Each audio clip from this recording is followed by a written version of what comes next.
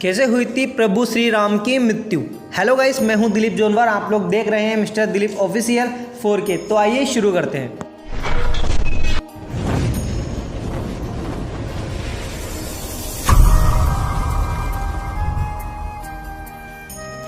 5114 ईसा पूर्व प्रभु श्री राम का जन्म हुआ था। उनकी मृत्यु के बारे में रामायण के अलावा अन्य रामायण और पुराणों में अलग अलग वर्ण मिलता है।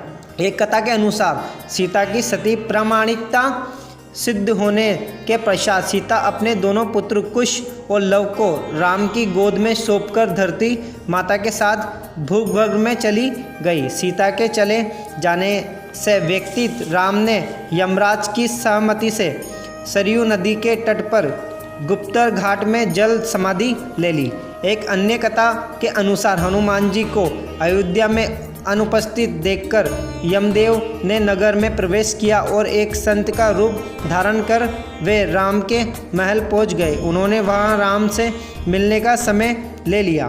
जब संत वेश में यम श्री राम से मिलने तो उन्होंने दोनों के बीच की वार्तालाप को गुप्त रखने के लिए यह शर्त रखी कि यदि हमारे बीच कोई आएगा तो द्वारपाल को मृत्युदंड दिया जाएगा। राम ने वचन दे दिया और हनुमान जी की अनुपस्थिति में लक्ष्मण को द्वारपाल बनाकर खड़ा कर दिया। तब यम ने अपने असली रूप में आकर कहा, प्रभु आपका धरती पर जीवन पूर्ण हो चुका है, अब आपको अपने लोक लौटना चाहिए। तभी इस वार्तालाप के बीच में ही द्वार पर ऋषि दुर्वास आ गए और लक्ष्मण से अंदर जाने की जिद करने लगे, अन्यथा श्री राम को श्राप देने की धमकी देने लगे। लक्ष्मण अब दुविधा में पड़ गए। आज्ञा का उल्लंघन करने तो मृत्युदंड मिलेगा और नहीं करे तो मेरे प्रभु श्री राम को श्राप मिलेगा।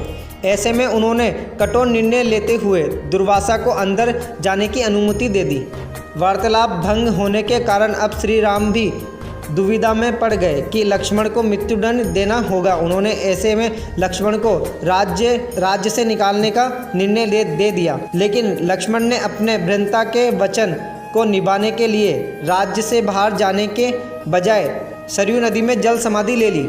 लक्ष्मण के सरयू नदी में समाधि लेने से राम दुखी हुए और उन्होंने भी जल समाधि लेने का निर्णय लिया। सरयू नदी में जल समाधि लेने के वक्त उनके साथ हनुमान, जमदग्नि, सुग्रीवन, भरत, शत्रुघ्न आदि सभी लोग खड़े थे। श्री राम सरयू नदी के अंदर समा गए। तब फिर कुछ देर बाद नदी के भीतर से भगवान विष्णु प्रकट हुए और उन्होंने अपने भक्तों को दर्शन दिए। इस प्रकार से राम ने अपना स्थल रूप त्याग कर वास्तविकता स्वरूप में विष्णु का रूप धारण किया और वैकुंठ धाम की ओर प्रस्थान किया। तो गाइस, अगर आपको हमारी वीडियो अच्छी लगी तो हमारी वीडियो को लाइक कीजिएगा, चैनल को सब्सक्राइब करना ना भूलें, बेल आइकन बटन दबाना बिल्कुल ना भूलें। तो मिलते हैं अगली वीडियो में।